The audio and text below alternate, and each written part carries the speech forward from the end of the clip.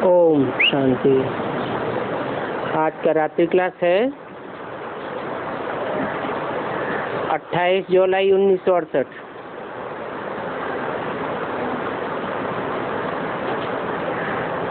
वास्तव में ये बेहद के बाप का मंत्र है। क्या? ओम शांति। परंतु आते हैं, मंत्र देते हैं, ये किसको भी पता नहीं है। गुरु लोग मंत्र देते हैं,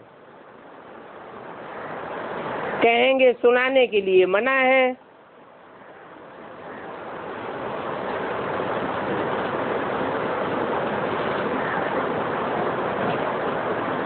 ये गुरु की रस्म भी कहाँ से निकली?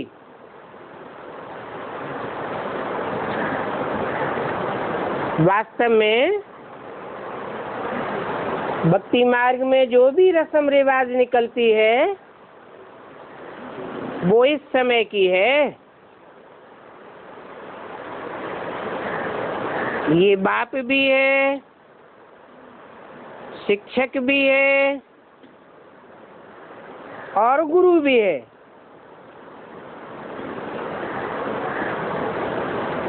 और यहाँ वशीकरण मंत्र भी देते हैं माया पर जीत पाने के लिए। वो वशीकरण मंत्र कौन सा है? मन मना भव, मेरे मन में समा जा। अर्थात जो मेरे मन के अंदर संकल्प सरणी है वो तेरे अंदर भी हो जाए। ये माया पर जीत पाने का मंत्र है। तो मंत्र का अर्थ समझना चाहिए ना।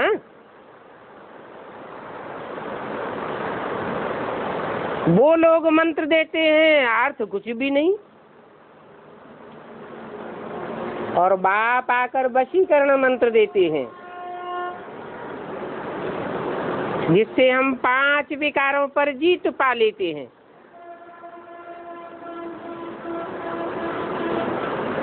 ये वशीकरण मंत्र है।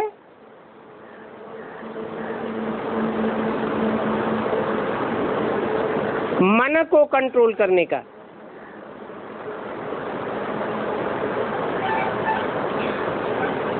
कहते भी हैं मन जीते जगत जीत।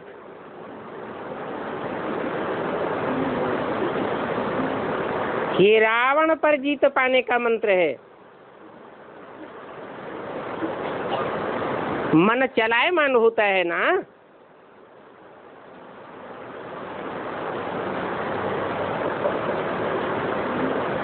मन चलायमान होता है तो मनु की औलाद मनुष्य कहे जाते हैं।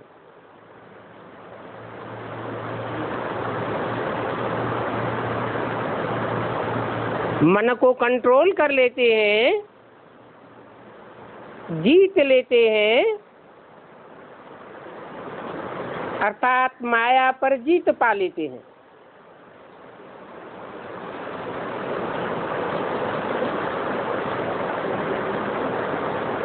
तो गोया जगत जीत बने।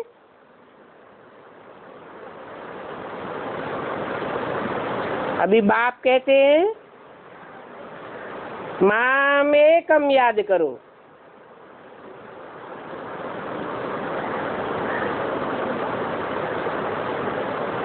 मैं भी तो मन बुद्धि रूपी आत्मा हूँ।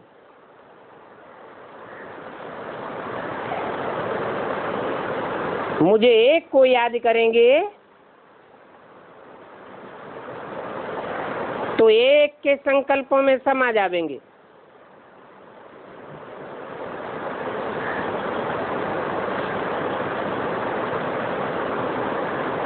तो देखो, बाप आवे तब तो मंत्र देवे ना।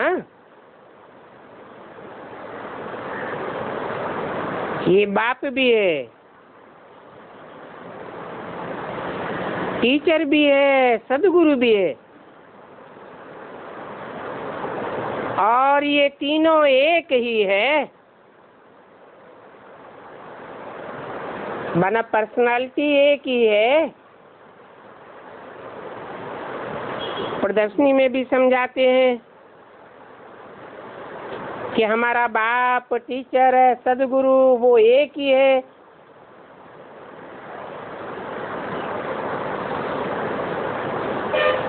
बाप से क्या मिलता है? बाप से बच्चों को वर्षा मिलता है, तो बेहद के बाप से भी बेहद का वर्षा मिलना चाहिए। सो तो जरूर हद के बाप से हद का सुख का वर्षा मिलता है, बेहद के बाप से बेहद का सुख का वर्षा मिलेगा।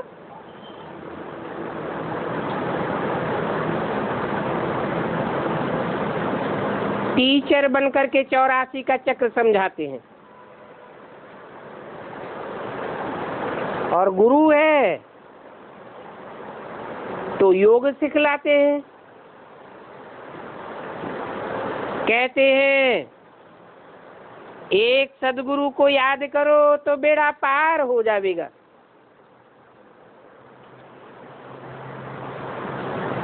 बेड़ा कौन सा है? ये शरीर को नाव कहो, बेड़ा कहो, जहाज कहो, जिस पर आत्मा सवार है। ये बेड़ा विषय वैतरणी नदी कहो, विषय सागर कहो, उसमें पड़ा हुआ है।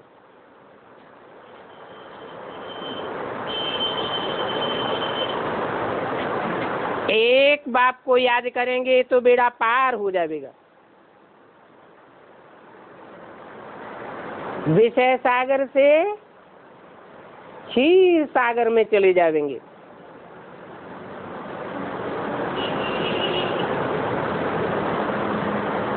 क्षीर सागर क्यों कहा जाता है?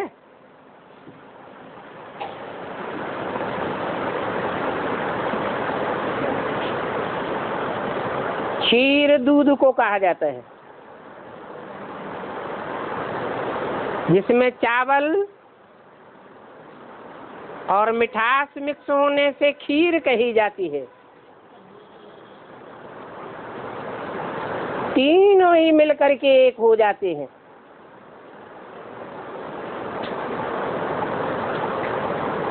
चावल है आत्माएं, मिठास है बेहद का बाप,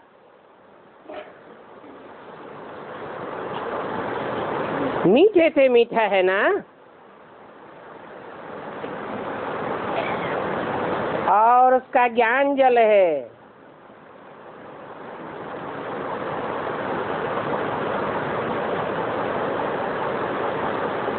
मनुष्यों के द्वारा वो ज्ञान जल सुनाया जाता है तो पानी का काम करता है, और वही ज्ञान जल जब बाप सुनाते हैं तो क्षीर बन जाता है, दूध बन जाता है। दूध को बिलोने से सार निकलता है,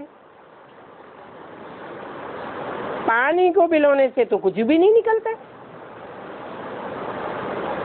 तो मनुष्य गुरु जो भी हैं अथवा जो भी ज्ञान गंगाएं हैं, वो सब पानी की नदियां हैं।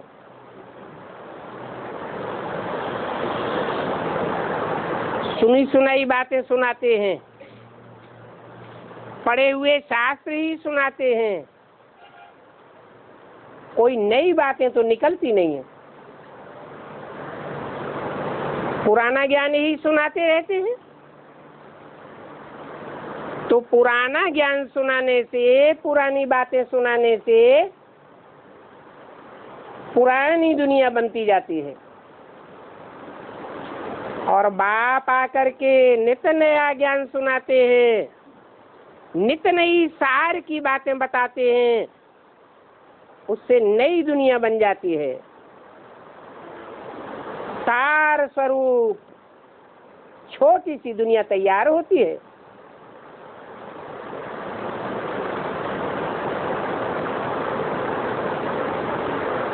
सतयुग से लेकर के मृत्यु लोक तक फिर इस दुनिया का विस्तार होता रहता है।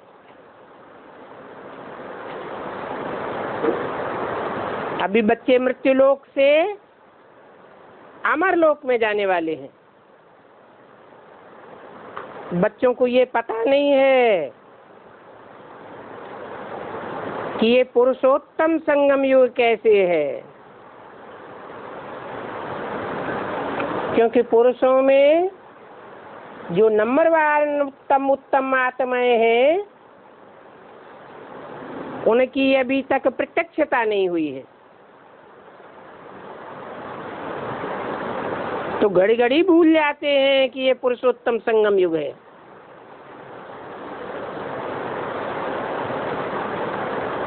पुरानी दुनिया का अंत होने वाला है, नई दुनिया की आदि होने वाली है। इसको कहा जाता है पुरुषोत्तम संगम युग।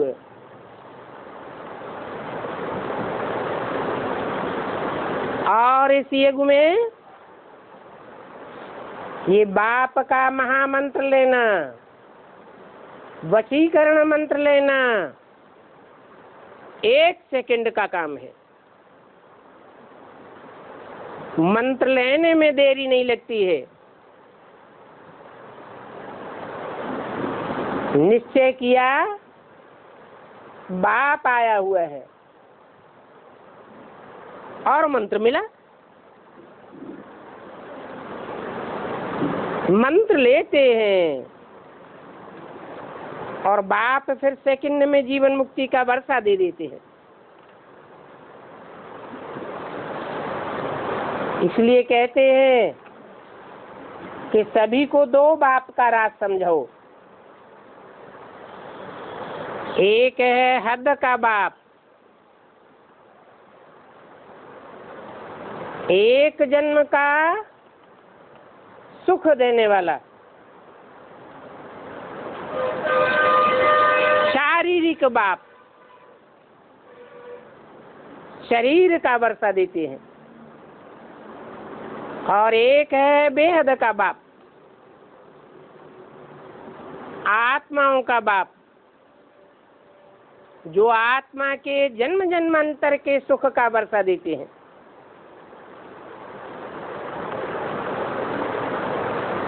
स्वर्ग का वर्षा भी देते हैं, क्योंकि वह एक ही बाप है जो सदैव स्वस्थिति में स्थित रहने वाला है। तो स्वर्ग का भी वर्षा मिलता है। अभी देखो शिवरात्रि हुई थी,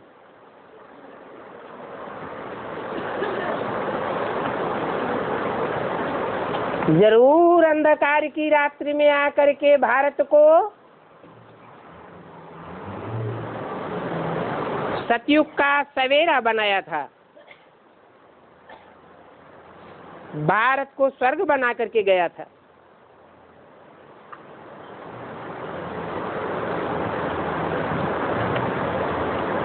नाम पड़ा भारत, अभी तो नाम हिंदुस्तान दे दिया है।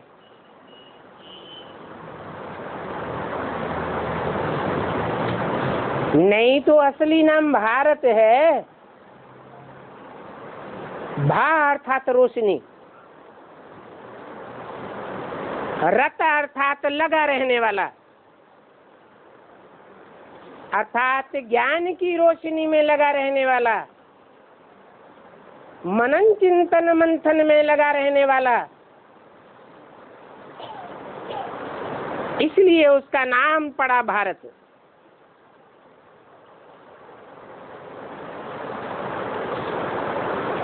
इस पुरुषार्थ से भारत स्वर्ग बनता है। अभी नरक है।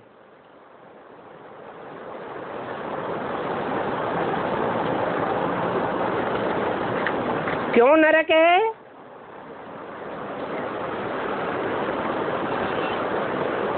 क्योंकि 500 करोड़ जो मनुष्य मात्र हैं वो सब नर हैं, और नर जो कुछ भी करते हैं उससे नरक बनता है। भगवान बाप जन्म मरण के चक्र से न्यारा है। वो सदा शिव है,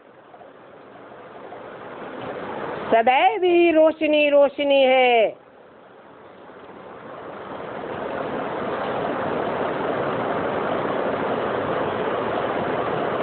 उसको कहते हैं सदाशिव।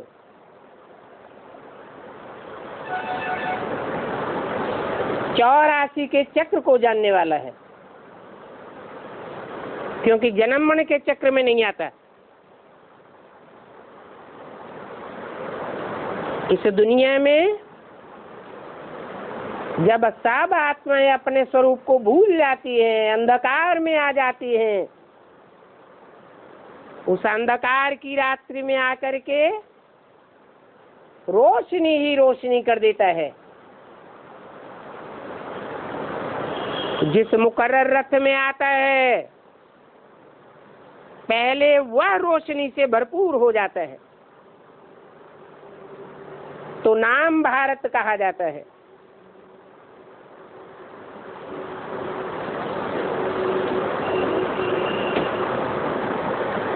जरूर पहले वह स्वयं स्थिति में स्थित होता है।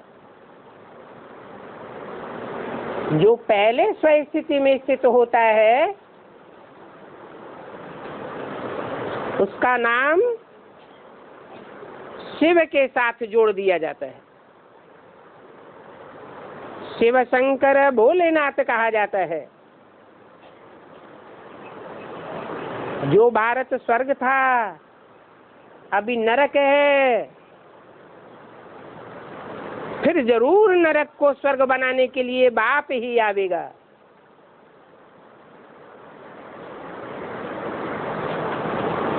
आवेगा अर्थात प्रत्यक्ष होगा। जैसे बच्चा घर में आता है,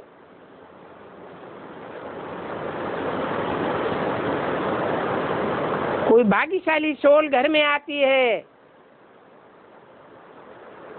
तो घर परिवार में परिवर्तन हो जाता है। ऐसे ही बाप भी आते हैं। बेहद के बाप बेहद की दुनिया में आते हैं तो सारी दुनिया को नरक से स्वर्ग बनाते हैं। अभी बाप स्वर्ग का वर्षा दे रहे हैं,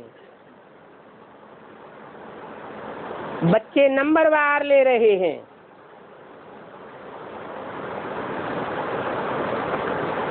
स्वयं स्थिति में टिकने की प्रैक्टिस कर रहे हैं। एक जैसी प्रैक्टिस सब की तो नहीं है, इसलिए नंबरवार है। जन्म जन्मांतर के लिए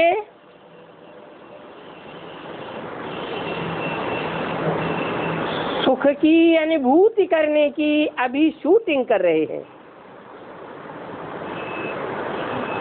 बाप ने तो बताया है ये शूटिंग का काल है, रिहर्सल का काल है, संगम युग मौजों का युग है। इस युग में जितनी मन की मौज मनाएंगे, खुशी में रहेंगे, उतना जन्म जन्मांतर सुख का वर्षा बाप से ले लेंगे।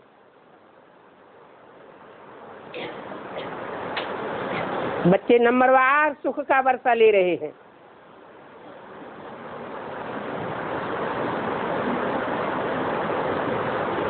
बल माया पुरुषार्थ में वायलोरा डालती है। बच्चे दुखी हो जाते हैं।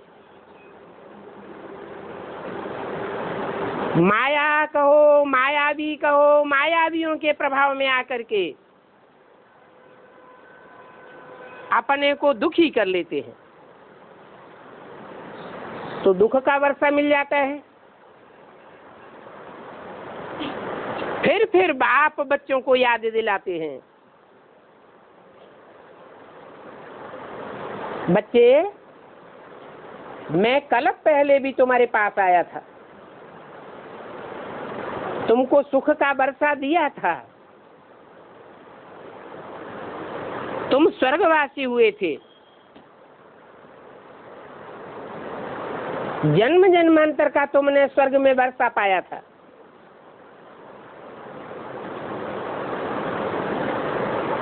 कल्प कल्प आकर के तुमको स्वर्ग का वर्षा देता हूं। तो सुख का वर्षा लेने की तुम्हारी कितनी प्रैक्टिस होनी चाहिए। जो काम अनेक बार किया जाता है उसमें तो अभ्यास पक्का हो जाता है ना।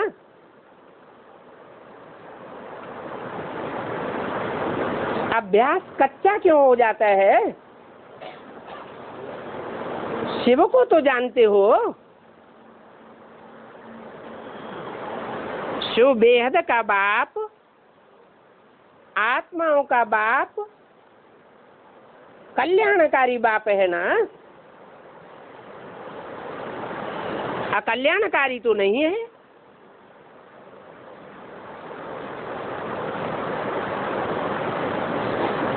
बाप जब आते हैं तो सिर्फ भारत खंड ही बचता है।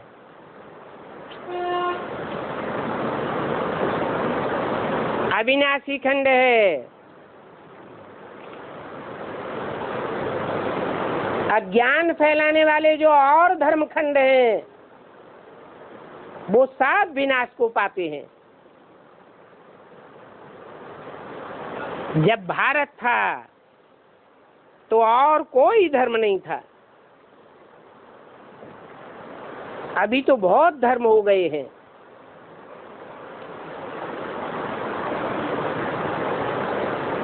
अनेकता होने के कारण सब आपस में टकराते रहते हैं। तो और अब नरक बन गया है। जैसे गंदकी नाली में कीड़े कुल बुलाते रहते हैं, एक दूसरे को काटते रहते हैं,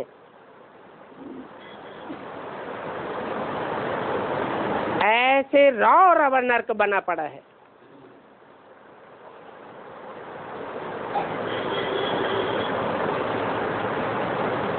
अब बाप आकर के फिर से स्वर्ग की स्थापना कर रहे हैं,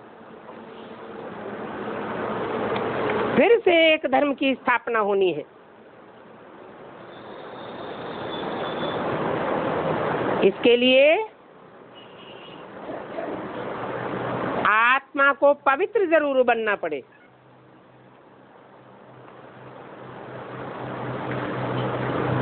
पवित्र आत्मा की निशानी क्या होगी?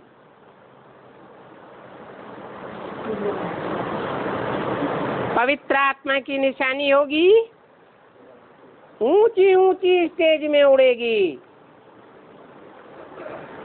हल्कापन महसूस होगा।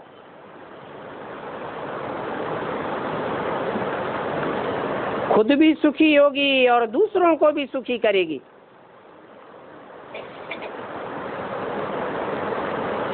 सुख लेगी और सुख देगी। दृष्टि मात्र से भी सुख लेगी और सुख देगी।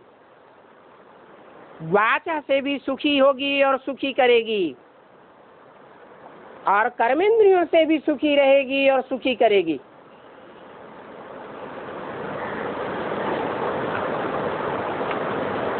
सुख देने वाले को देवता कहा जाता है। तो बाप अभी देवता धर्म की स्थापना कर रहे हैं। देवताएं पवित्र होते हैं तो उनकी पवित्रता की पूजा होती है। मूर्तियां तो चौराहों पर, तिराहों पर नेताओं की भी रखी रहती हैं, धर्म गुरुओं की भी रखी रहती है, धर्म पिताओं की भी होती है, परंतु उनकी पूजा नहीं होती है। क्यों नहीं होती है? उनके मंदिर नहीं बनाए जाते। क्यों नहीं बनाए जाते? क्योंकि वो पवित्र नहीं होते हैं। तुम पवित्र बनते हो तो तुम्हारा यादगार मंदिर तैयार होता है। मंदिर में जाने से ही भक्तों का वातावरण मनसा का कितना पावरफुल हो जाता है, पवित्र बन जाता है। ये यादगार है कि बाप ने तुम्हारे स्वर्ग रूपी मंदिर की स्थापना की थी, तो पवित्र तो जरूर बनना है। इस रामा के राज को मनुष्य नहीं जानते हैं।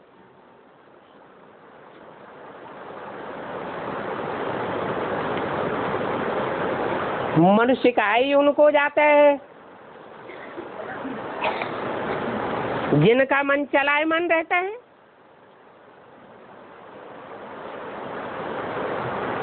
तुम तो मन को अडोल बनाने की प्रैक्टिस करते हो।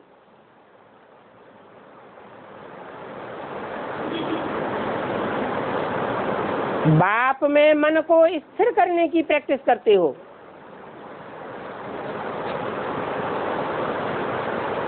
तुम तो मनुष्य से देवता बनते हो।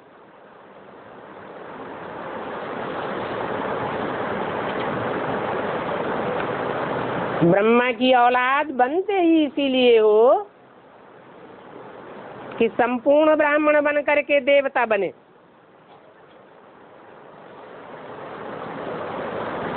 हाँ,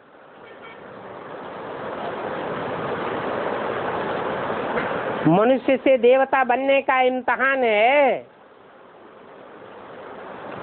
इस इम्तिहान में टाइम इतना ही लगता है जितना कल्प पहले लगा था।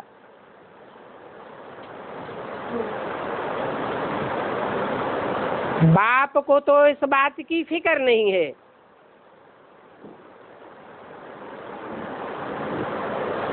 जानते हैं बच्चों का इम्तिहान तो होना ही है।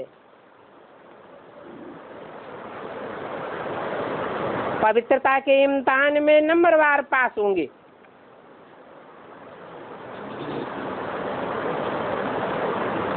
और इसके लिए बच्चे पुरुषार्थ भी जरूर करेंगे। अगर कोई पुरुषार्थ नहीं करेंगे तो कम पद पावेंगे।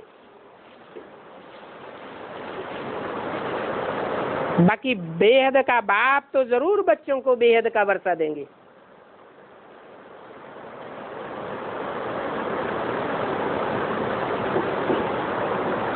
बेहद का वर्षा देने के लिए प्रजापिता भी जरूर चाहिए।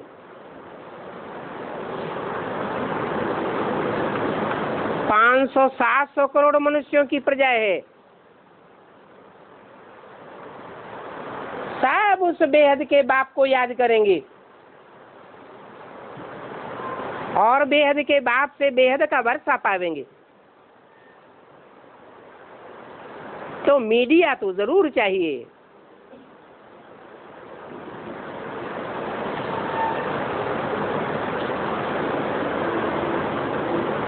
तो बाप बच्चों से पूछते हैं ब्रह्मा है ब्राह्मणों का बाप, तो बताओ ब्रह्मा का बाप कौन? ब्रह्मा बड़ी माँ को कहा जाता है, ब्रह्म माँ। तो बड़ी माँ है तो बड़ा बाप भी तो कोई होगा। वो कौन है?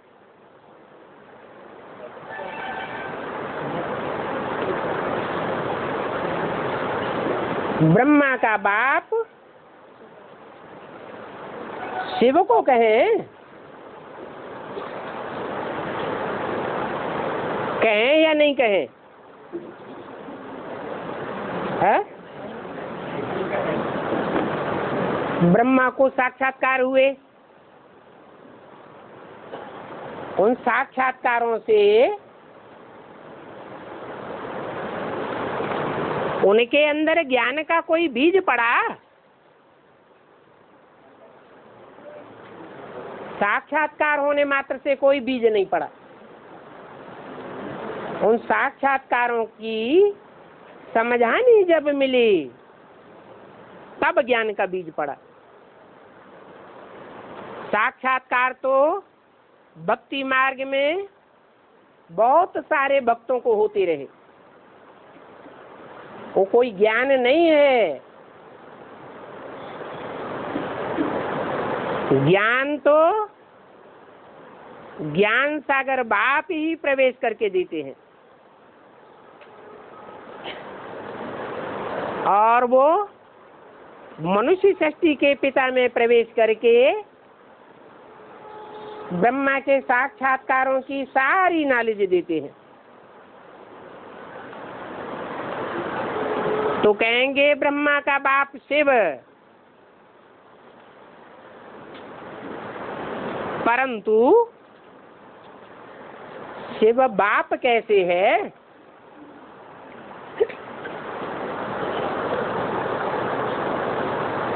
माँ के संबंध में बाप चाहिए।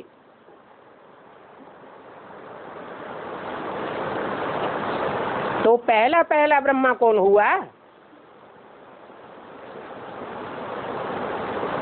तो कहेंगे प्रजापिता ब्रह्मा। कैसा ब्रह्मा? प्रजापिता ब्रह्मा। तुम प्रजापिता ब्रह्मा के बच्चे हो ना? बच्चे भी हो और बच्चियां भी हो, तो तुम्हारा परिवार हुआ। बाप था, ब्रह्मा था, और ब्रह्मा कुमार कुमारियां भी थी। उस बेहद के बाप से ब्रह्मा कुमार कुमारियों को स्वर्ग का वर्षा मिलता है।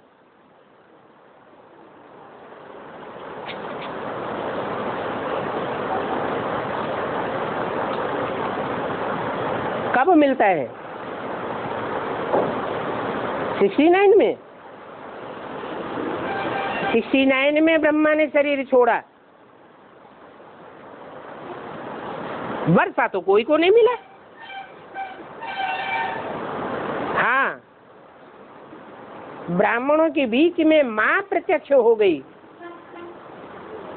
जैसे छोटे छोटे बच्चे होते हैं, शिशु, तो पहले माँ को पहचानते हैं, फिर वही बच्चे बड़े होते हैं तो उनको माँ के द्वारा बाप का परिचय मिलता है। तो ब्रह्मा के मुख से निकली हुई जो वाणी है वही वेदवाणी ब्रह्मा का स्वरूप है, जिस वेदवाणी से बच्चों को वेद के मनुष्य सृष्टि के बाप का ज्ञान होता है। और ये तो पक्की बात है। 5000 वर्ष पहले की बात है। लाखों वर्ष कहने से मनुष्य मुझ पड़ेंगे।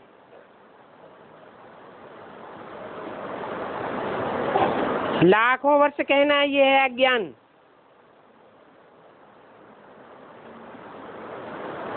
क्योंकि मनुष्यों के पास जो हिस्ट्री का ज्ञान है वो कितने वर्षों का है? प्रूफ और प्रमाण सहित 2500 वर्ष की हिस्ट्री है, ज्यादा से ज्यादा। उससे पहले के प्रूफ और प्रमाण नहीं मिलते हैं। जिस 2500 साल की सृष्टि का ज्ञान मनुष्यों को है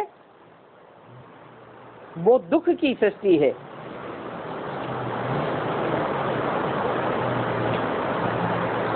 जो दुख का टाइम होता है उसमें हिस्ट्री बनाई जाती है। दुख के समय में मनुष्य एक एक दिन करके गिनते हैं।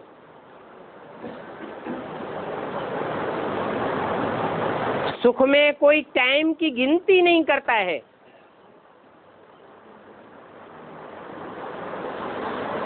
इसलिए कहते भी हैं दुख में सिमरन सब करे, सुख में करे न कोई। दुख में एक एक दिन गिनते हैं, गिन करके रखते हैं तो हिस्ट्री बन जाती है। तो साबित होता है कि मनुष्यों के पास 2500 वर्ष की हिस्ट्री है दुखों की दुनिया की। और इस दुखों की दुनिया में ही अनेक प्रकार के धर्म पिताएं आए जिन्होंने आकर के अपने अपने धर्म की स्थापना की।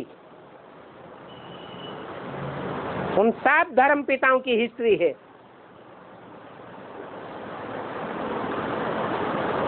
ये दुख की दुनिया पैदा करने वाले मनुष्य धर्म पिताएं हैं जिनकी हिस्ट्री बनी। सुख की दुनिया वाला बनाने वाला जो धर्म पिता बाप है बेहद का, उसको तो कोई जानता ही नहीं है। नहीं जानते हैं तो अपने अपने तरीके से उनकी बायोग्राफी, उनके रूप स्वरूप का बखान करते रहते हैं। या तो कह देते हैं निराकार है, अगर साकार बताते हैं तो कोई राम बताते हैं, कोई कृष्ण बताते हैं, कोई अल्लाह नाम देते हैं, कोई गॉड नाम देते हैं। पक्की पहचान किसी के पास नहीं है। नाम के आधार पर उसके कामों का फैसला कोई नहीं कर पाता। इसको कहा जाता है अज्ञान।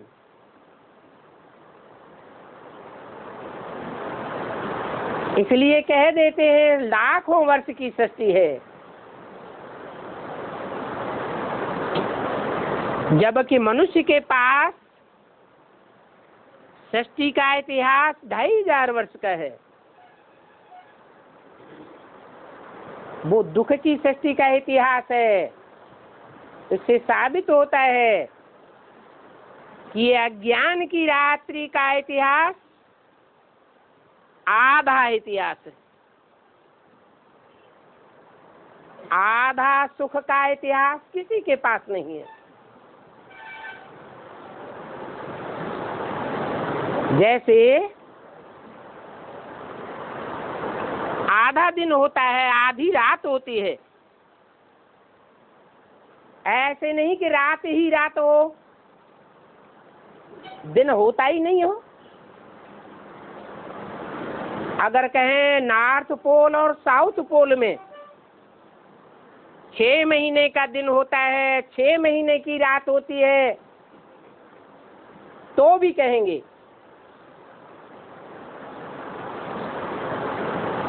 कि रात और दिन दोनों होता है ना। किसी के जीवन में सुख ही सुख हो, दुख कभी हो ही नहीं, ऐसा होता ही नहीं है।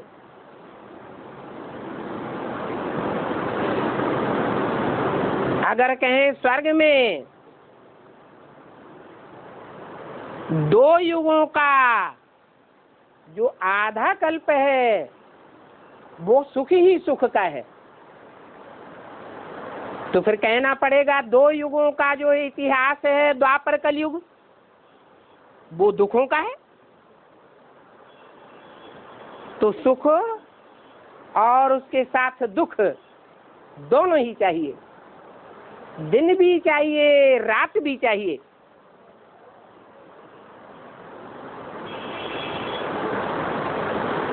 ये सृष्टि 2 का खेल है। चाहे कोई मनुष्य हो, चाहे जड़ हो, चाहे जंगम हो, नर और मादा दोनों ही चाहिए, तभी सृष्टि का संचालन होता है। तो ऐसे ही 2500 वर्ष की दुख की सृष्टि है और 2500 वर्ष सुख की सृष्टि है। सुख की सृष्टि को सुख के सागर बाप के सिवाय कोई नहीं जानता है। बाप ही आकर के उस सृष्टि का ज्ञान देते हैं और बताते हैं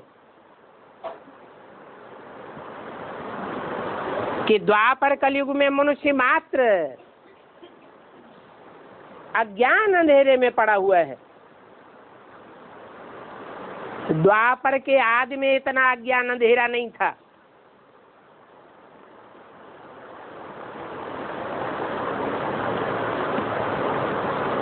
द्वापर से ही तो अज्ञान शुरू होता है।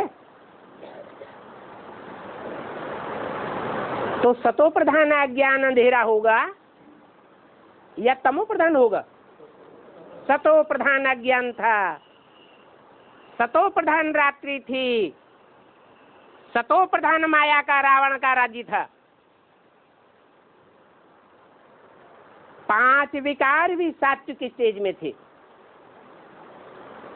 उस समय के लिखे हुए जो भारत के शास्त्र हैं, उन शास्त्रों में भी सच्चाई थी थोड़ी न थोड़ी, जिनमें अभी भी लिखा हुआ है कि 1250 वर्ष का एक युग होता है। 4 युगों की आयु 1250 वर्ष साफ लिखी हुई है। परंतु मनुष्य जब ज्यादा विकारी होने लगे तो विकृत बुद्धि होने के कारण उन्होंने मनुष्यों की आयु को देवताओं की आयु से गुणा कर दिया।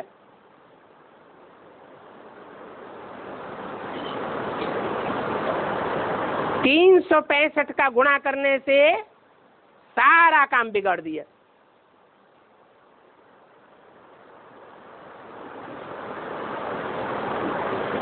मनुष्य गुरुओं की बुद्धि में ये बात नहीं आई कि सुख का टाइम और दुख का टाइम बराबर होना चाहिए।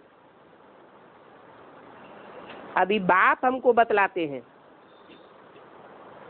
कि सुख की दुनिया भी 2500 साल और दुख की दुनिया भी 2500 साल। सुख की दुनिया का निर्माण मैं करता हूं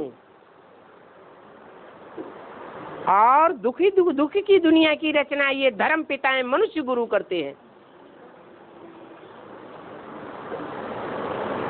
अभी तुम बच्चे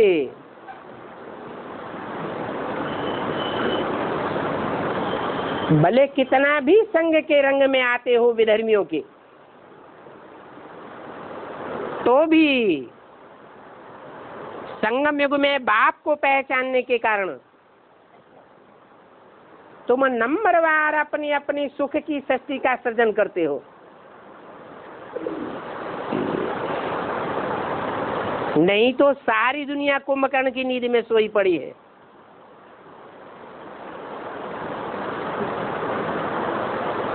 सारी दुनिया में आसुरी संप्रदाय का प्रभाव है,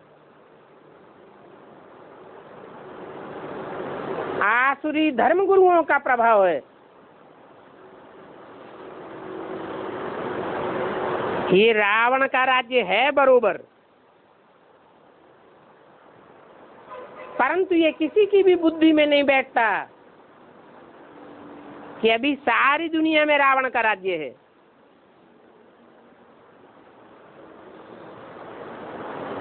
भारत में भक्ति करते हैं तो रामलीला खेलते हैं। रावण दुश्मन को बना करके मारते हैं, हर वर्ष मारते हैं, फिर हर वर्ष बड़ा होता जाता है। सोचना तो चाहिए कि एक बार जब मार दिया तो खत्म हो गया, जला दिया तो खत्म हो जाना चाहिए, फिर बड़ा बड़ा क्यों बनाते रहते हैं? अब तुम बच्चों की बुद्धि में आया, क्यों बड़ा बनाते हैं? कहाँ शूटिंग होती है? अभी ब्राह्मणों की संगमी दुनिया में ये शूटिंग हो रही है कि तुम ब्राह्मण वर्ष वर्ष जितना रावण को जलाते हो, नए नए ज्ञान बाण लेकर के जितना रावण को भस्म करते जाते हो, हर वर्ष रावण उतना विकराल रूप धारण करके तुम्हारे सामने खड़ा हो जाता है।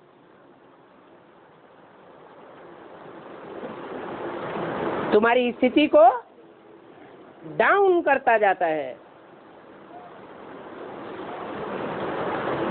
फिर यादगार में रामलीला मनाते हैं, वर्ष वर्ष रावण को जलाते हैं। उसमें भी वो कौन सा शहर है जहां दशहरा बड़ी धूमधाम से मनाते हैं? मैसूर। ब्राह्मणों में भी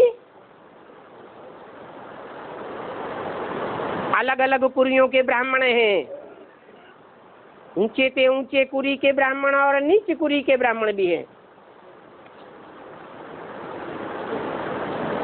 जो नीच कुरियों के ब्राह्मण हैं वो बाप की बात एक कान से सुनते हैं, दूसरे कान से निकालते हैं, और धर्म गुरुओं के प्रभाव में आते रहते हैं। प्रभाव में आने के कारण सूर्यवंशी कुल के नहीं कहे जा सकते। जो सूर्यवंशी ब्राह्मण होंगे वो सिर्फ सूर्य को फॉलो करेंगे या औरों को फॉलो करेंगे? सिर्फ सूर्य को फॉलो करते हैं। इसलिए भक्ति मार्ग में एक शहर का नाम बना हुआ है, मैं सूर्य। तो मैसूर में दशहरा बड़ी धूमधाम से मनाते हैं। जरूर ऐसे सूर्यवंशी बच्चों ने रावण का पुतला भस्म किया होगा।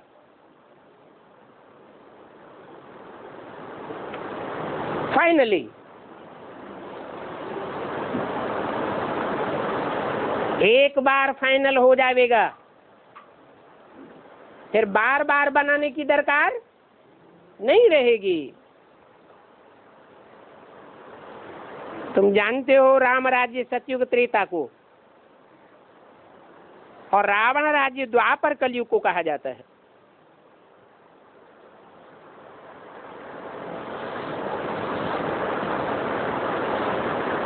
राम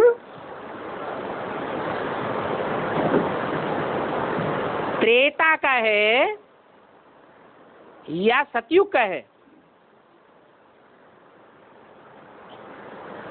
भक्ति मार्ग में तो कहते हैं त्रेता में राम का राज्य था, राम त्रेता में था, परंतु बाप ने हमको बताया है कि राम सिर्फ त्रेता का ही नहीं है, राम का राज्य तो सतयुग में भी होता है।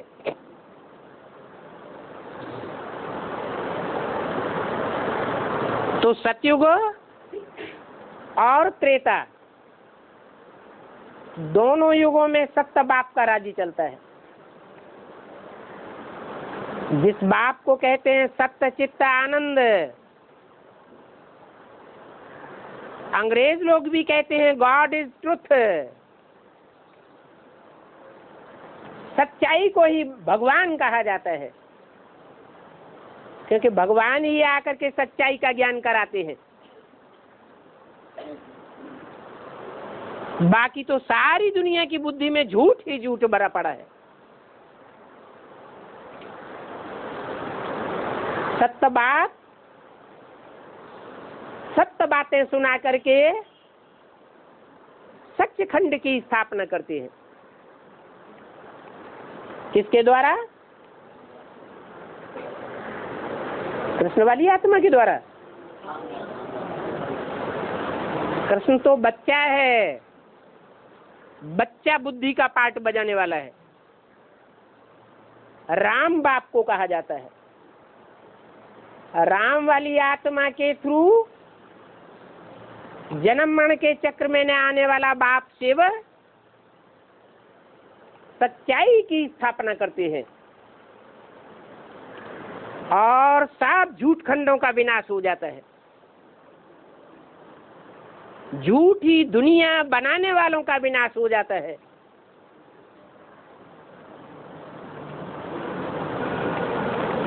झूठ कहा जाता है अपवित्रता को।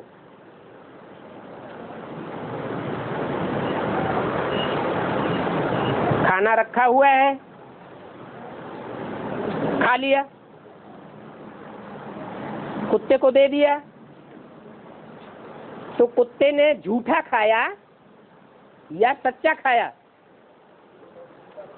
झूठा खाया।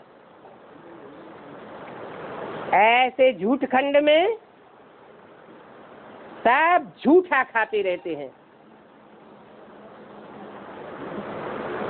जैसे कि प्योरिटी का कोई मान ही नहीं रहता। एक धर्म संप्रदाय भी ऐसा है जहां सब एक दूसरे की झूठन खाना पसंद करते हैं। बाप कहते हैं अब ये झूठ है लेना, झूठ है देना, झूठ है भोजन, झूठ छबेना की दुनिया खत्म होनी चाहिए। एक बाप, दूसरा न कोई।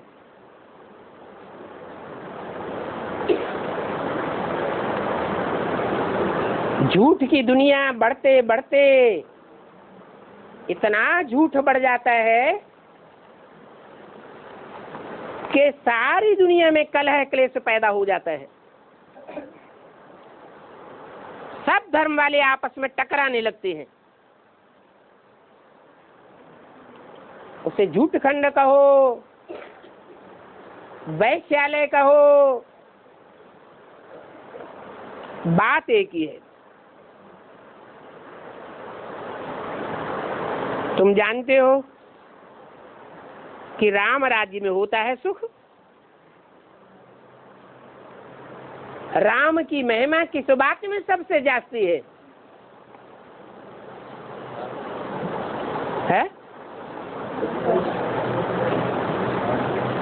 अरे कोई एक विशेष गुण है जो राम के लिए विशेष गाया जाता है। मर्यादा पुरुषोत्तम श्री राम।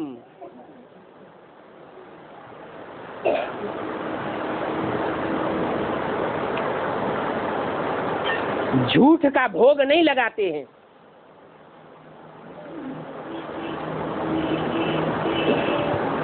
जो भी भोग लगाते हैं सत्य का भोग लगाते हैं। कृष्ण के तो लिए लिख दिया है 16,000 रानियां, और फिर राम के लिए क्या लिख दिया है? एक ही सीता के प्रति सारा जीवन समर्पित था। तो कौन पवित्र हुआ और कौन अपवित्र हुआ है? राम पवित्र हुआ। राम के द्वारा राम राज्य स्थापन करते हैं। रावण को अनेक मुख दिखाए जाते हैं।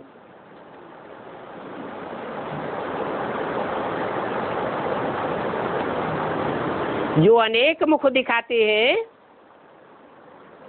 उनमें 5 मुख हैं पुरुष मुख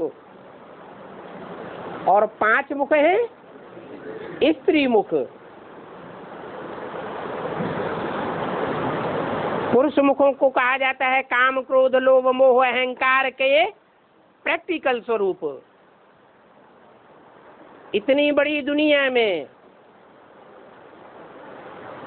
सब एक जैसे कामी, क्रोधी, लोभी, मोही, विकारी होते हैं क्या? यह नंबरवार काम विकार, क्रोध विकार होता है? नंबरवार होते हैं। तो कोई 100% विकारी भी तो होता होगा। काम विकार में कोई 100% विकारी, क्रोध विकार में कोई 100% विकारी, लोभ में कोई 100% विकारी। ऐसा पार्ट बजाने वाला कोई होना चाहिए या नहीं होना चाहिए? होना चाहिए। जो साबित होगा वो ही रावण का सिर साबित हो जाएगा। तो 5 विकार और 5 प्रकृति के रूप, जड़ प्रकृति के जड़त्वमयी बुद्धि धारण करने वाले 5 रूप, जिन्हें पृथ्वी माता कहा जाता है ना। तो कोई चैतन्य रही होगी या जड़ की बात है? जरूर कोई चैतन्य रही है। पृथ्वी माता, जल देवता, वायु देवता, अग्नि देवता, ये नाम तो दिए हैं ना। जैसे जैसे नाम है वैसा वैसा काम करने वाले भी हैं। बल भगवान आ जाता है, अंजाम भी कर लेते हैं कि भगवान बाप आया हुआ है, निश्चय पत्र भी लिख करके देते हैं,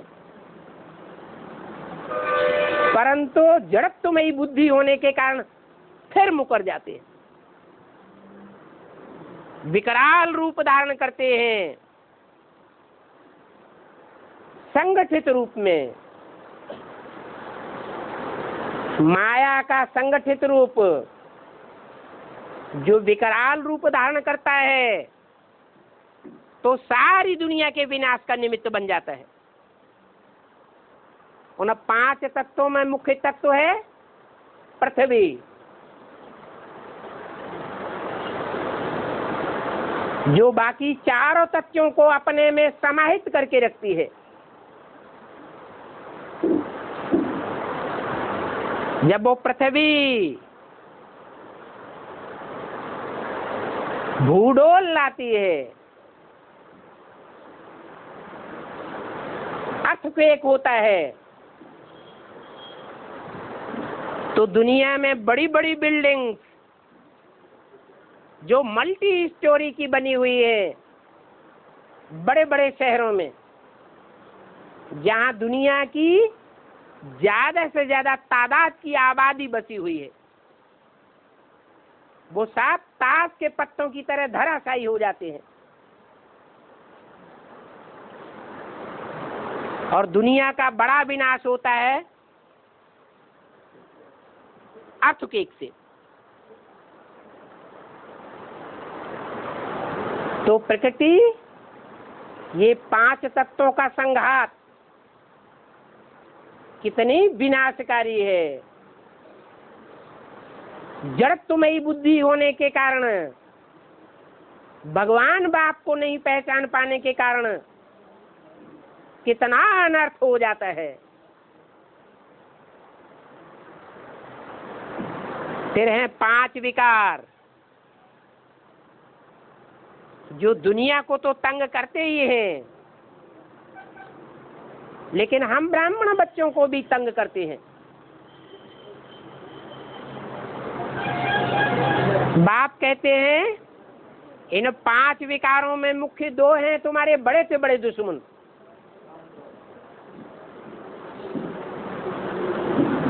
महाशत्रु।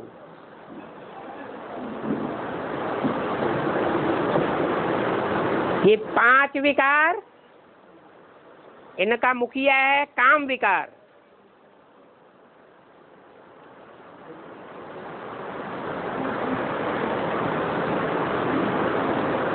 एक एक विकार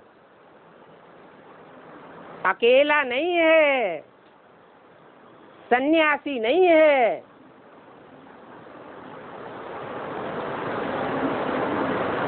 काम विकार रूपी रावण है तो उसके साथ माया भी है। माया है स्त्री रूप।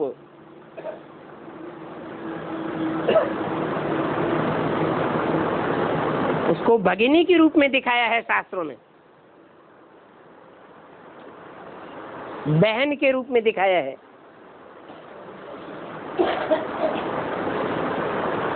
ये माया रूपी रावण बच्चों का भले महाशत्रु है, बार बार गिराने वाला है, फिर भी बाप का सहयोगी होने के कारण वो माया रावण बच्चों का बहुत कुछ बिगाड़ नहीं कर पाती। परंतु जब वही माया रावण प्रकृति के 5 तत्वों से हाथ मिला लेती है, प्रकृति को अपना दोस्त बना लेती है,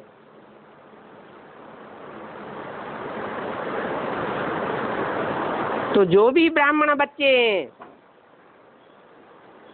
उनका फाइनल पेपर लेकर के सबको हिला देती है। इतना विकराल रूप धारण करती है कि सिर्फ 8 ही बाकी बचते हैं और बाकी सब धराशायी हो जाते हैं। तो ये रावण के 10 सिर हैं। ये रावण कोई बाहर की दुनिया में नहीं है, ये रावण का पार्ट बजाने वाले 10 सिर ब्राह्मणों की दुनिया में ही मौजूद हैं।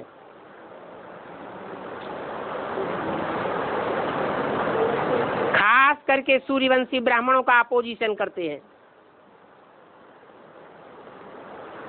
और सारी की सारी ब्राह्मणों की दुनिया धराशायी हो जाती है। जो मुट्ठ भर 8 बचते हैं उनके लिए फिर नई दुनिया का सृजन होता है।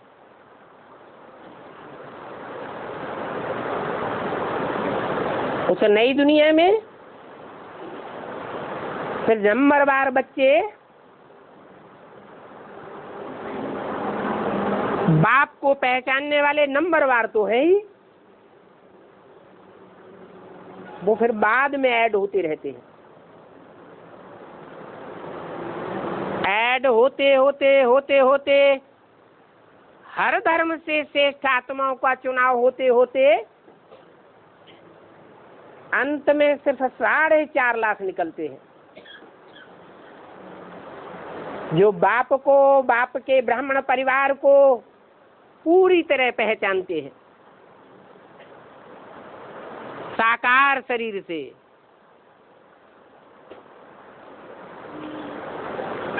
बाकी उनमें प्रवेश होने वाली आत्माएं जो चंद्रवंशी हैं वो भी 4.5 लाख की तादाद की है।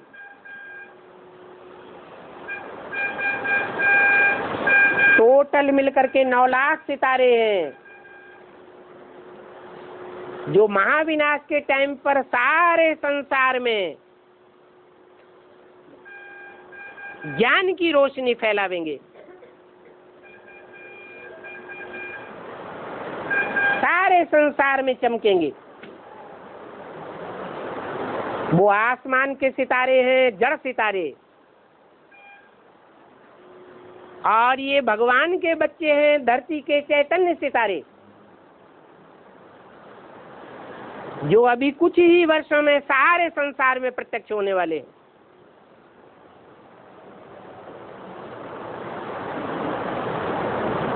तो ऐसे नहीं समझना कि भक्ति मार्ग में हर वर्ष रावण को जलाते हैं, परंतु रावण बढ़ता ही जाता है। हर वर्ष उसका पुतला बड़ा होता जाता है। ऐसे यहाँ भी होता रहेगा नहीं। ऐसा भी टाइम आवेगा जो आखिरी में ये रावण भस्म हो जाएगा। ओम शांति।